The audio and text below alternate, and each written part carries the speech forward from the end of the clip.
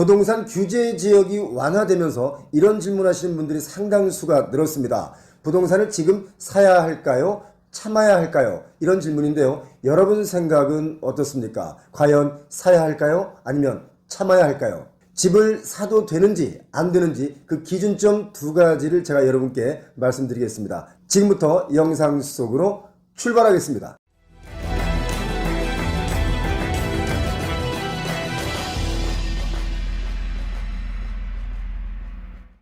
여러분 잘 아시다시피 강남 3구와 용산구를 제외한 수도권 전 지역이 부동산 규제 지역에서 해제되면서 문제는 새해 부동산 시장이 다시 들썩이고 있다는 겁니다. 물론 국지적이긴 한데요.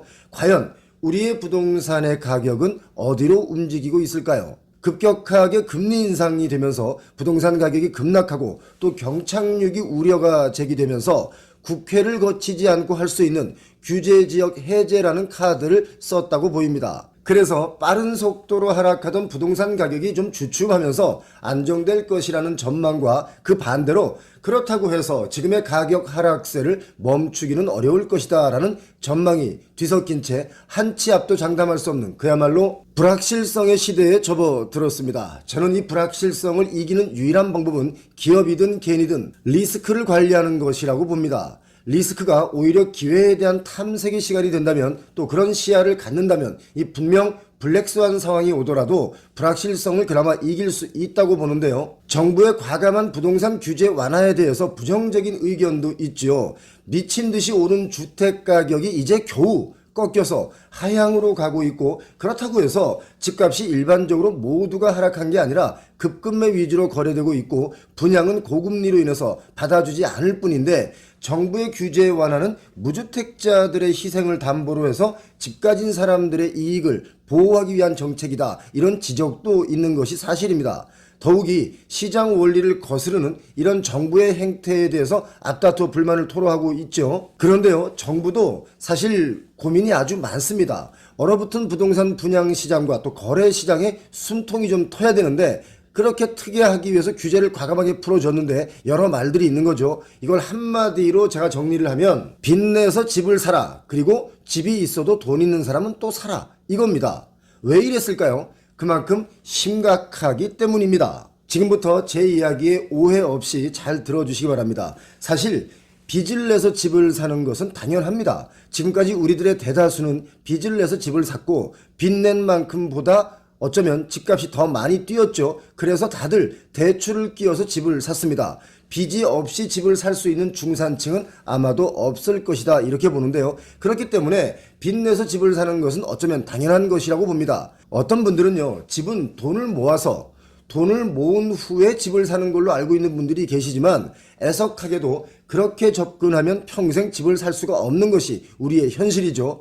돈 모으는 사이 집값은 또 저 멀리 도망가 있기 때문입니다. 집은 어느 시기에나 가장 비싼 재화였습니다. 가장 값비싼 재화이면서 또 필수재이기 때문에 일단 구입을 하고 그 이후에 빚을 갚아 나가는 것이 우리 소시민들이 할 수 있는 내 집 마련의 유일한 길이었습니다. 특히 대한민국은 국민의 성향 자체가 내 집 마련의 꿈이 세계에서 가장 강한 국가입니다.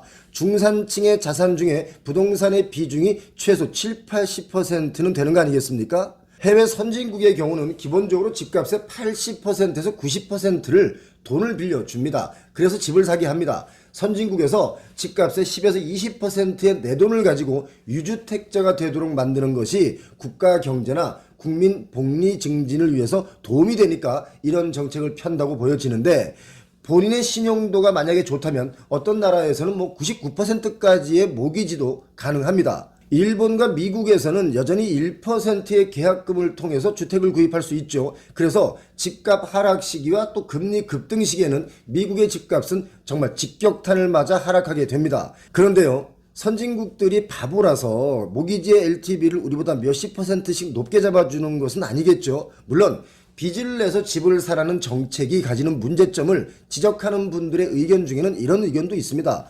대출자나 나라 경제에 부담이 될 수 있다, 이런 걸 강조하죠. 저는 이 의견도 맞다고 동의합니다. 지금 가계부채가 사실 엄청납니다. 1800조가 넘습니다. 이걸 연이자 5%만 잡아서 계산을 해봐도 이자가 90조입니다. GDP 대비 세계 1위죠. 문제는 금리가 계속 오르면서 소득 수준에 따른 대출 대응 능력에도 차이를 보이고 있습니다.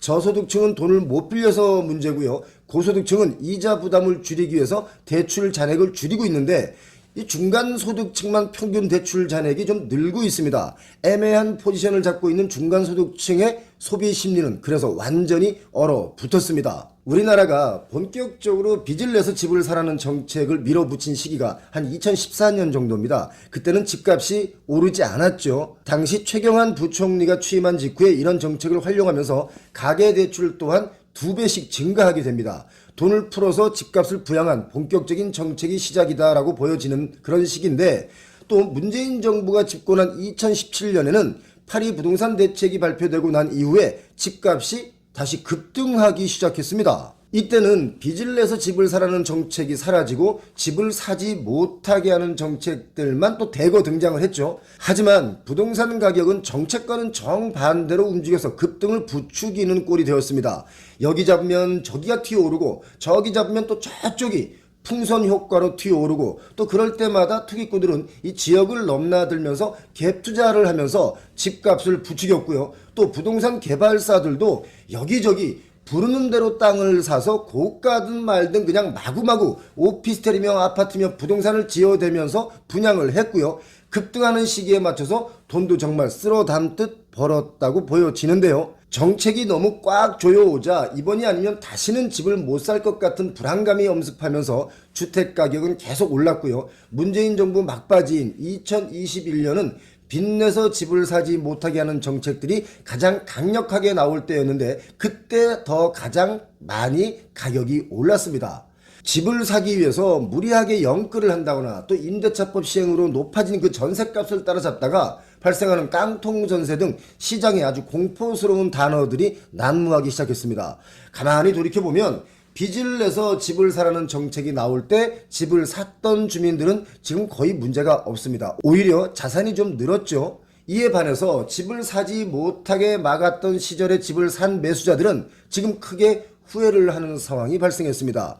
왜 이렇게 반대되는 결과가 나타났을까요? 그것은 제재나 규제로는 절대 시장을 이길 수 없답니다. 지금 아무리 규제를 완화시켜줘서 집을 살 수 있는 기회를 만들었다고 하더라도 빚을 과도하게 내서 집을 사는 사람들이 지금 거의 없습니다. 이유는 딱 한 가지죠. 내 소득으로 이자 감당이 안 되기 때문이죠. 빚을 내서 집을 마련하는 것은 내 자본금이 충분하지 않은 그런 일반 소득자에게는 당연한 것입니다. 그런데 지금은 빚을 내서 사는 시기가 아니다라는 겁니다. 여러분은 어떻게 생각하십니까? 그리고 지금 이 규제 완화로 인해서 향후 부동산 가격이 또 급등할 것이다. 이렇게 예측하시는 분들이 있는데 이분들은 시장을 모르고 하는 그 희망 고문자들이라고 저는 보여집니다.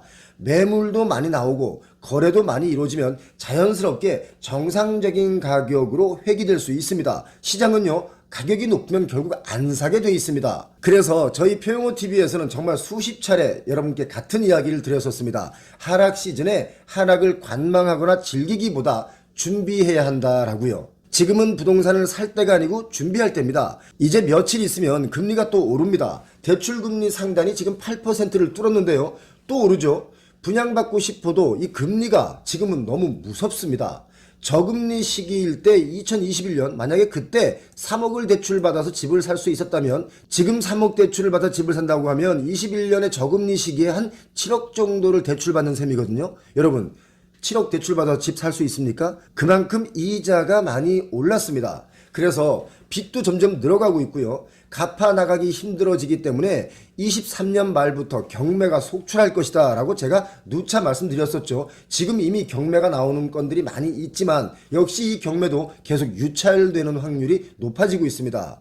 지금 분양을 받거나 새로 구매하시는 분들은 아마도 현금 보유력이나 동원력이 있는 분들일 것이다 이렇게 보여지죠. 저희에게 정말 많은 질문이 메일과 댓글로 오고 있고요. 상담 문의가 오고 있는데요. 그 중에서 어디에 아파트를 분양하고 있는데 이거 받아야 되느냐 말아야 되느냐, 또 어디에 지식산업센터 같은 것을 분양하는데 이거 사야 되느냐 말아야 되느냐, 또 어디에 오피스텔을 분양하는데 이거 사야 되냐 말아야 되느냐, 이런 질문이 거의 다입니다. 그러니까 매수 의향 문의는 있는데 다들 망설여지고 있는 거죠. 그 이유는 바로 금리입니다. 답을 드리자면 두 가지를 여러분께서 감당할 수 있다면 구매하셔도 좋습니다. 두 가지가 뭐냐면요. 첫 번째, 분양받은 가격보다 이 가격이 하락하는 것을 나는 감내할 수 있어. 그런 내공이 있는 사람이야. 라고 한다면 분양받으십시오.